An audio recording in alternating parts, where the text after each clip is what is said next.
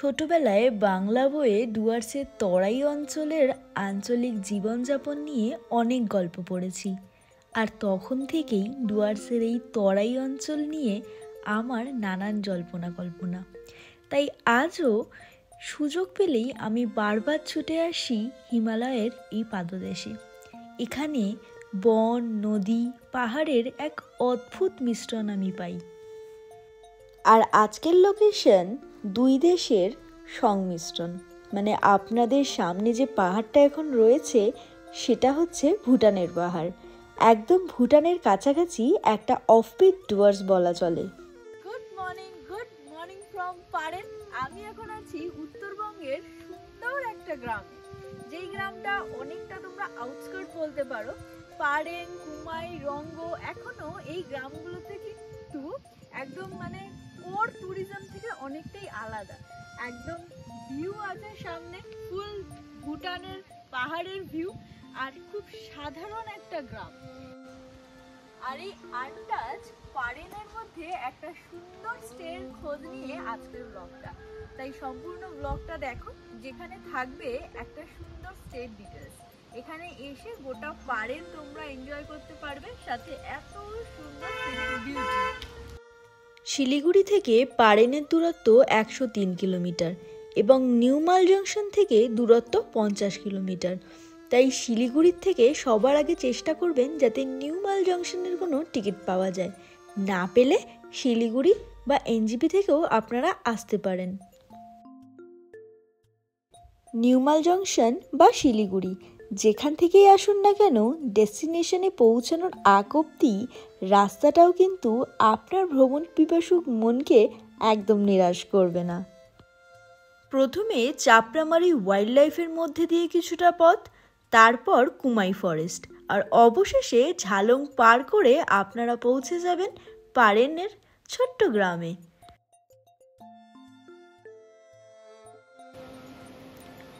জলঢাকা নদীর একধারে ভারতের পশ্চিমবঙ্গের ডুয়ার্স অঞ্চলের একটা ছোট্ট গ্রাম পারেন, আর নদী পেরোলেই ভুটানের পাহাড় শুরু।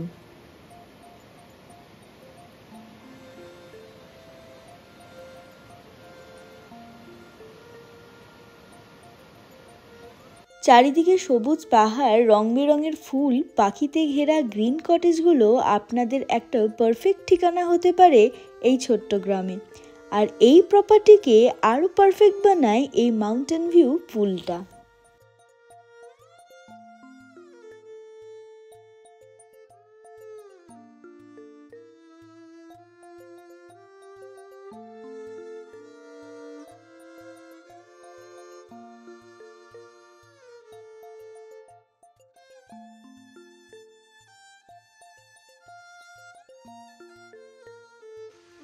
আমরা যারা পাহাড়ে এসে একটু কটেজ রুম পছন্দ করি, একটু প্রাইভেসি, একটু সেপারেট ভাবে কটেজ করা থাকবে, তাদের জন্য এই ছোট ছোট কটেজগুলো কিন্তু দারুণ অপশন।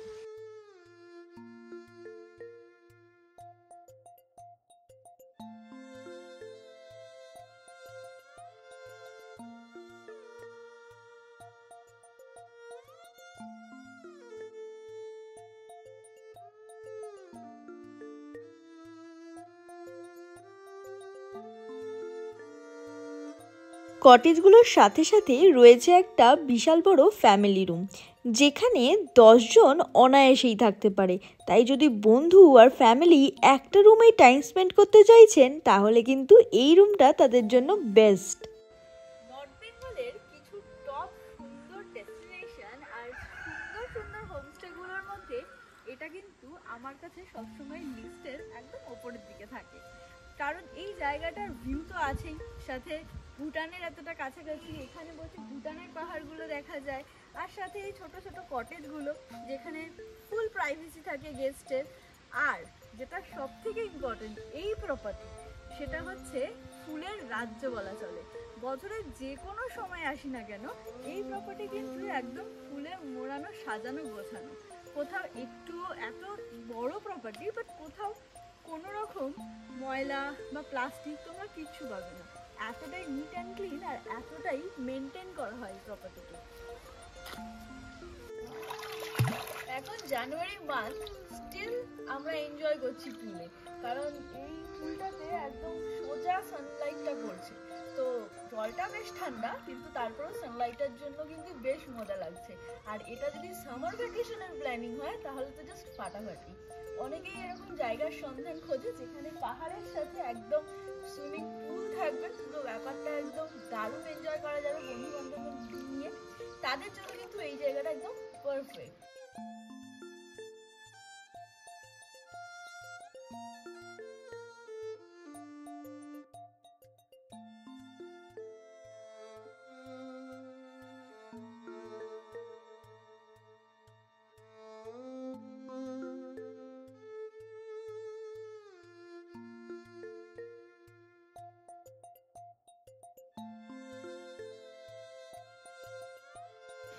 এই সুন্দর ফুলে ভর্তি প্রপার্টিতে আসার জন্য, দ্য মাউন্টেন সোল অ্যাসোসিয়েট এই হোমস্টেতে আসার জন্য উপরে দেওয়া নাম্বারের সাথে কন্ট্যাক্ট করতে পারো।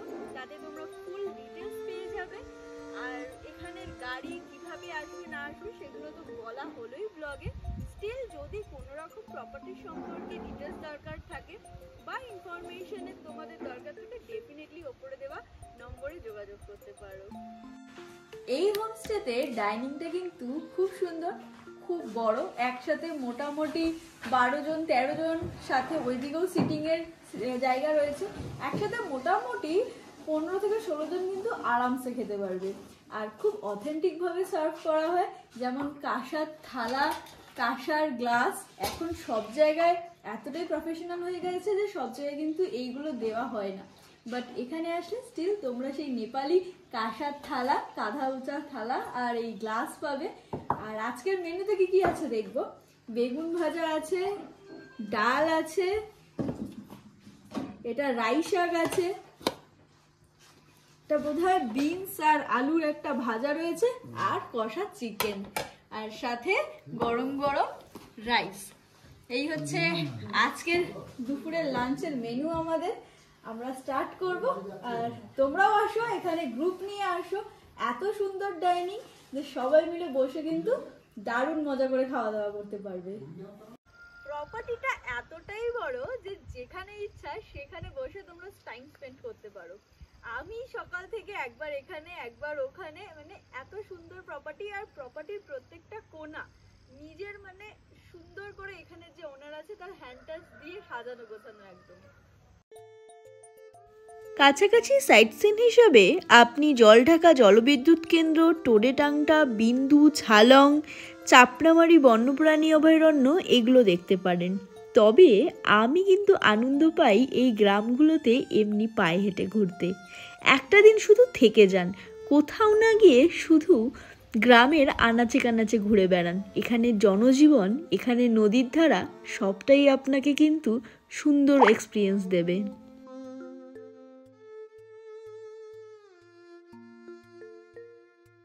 তরাই অঞ্চলে হওয়াতে সবসময় এখানের ওয়েদার কিন্তু ভীষণ আরামদায়ক।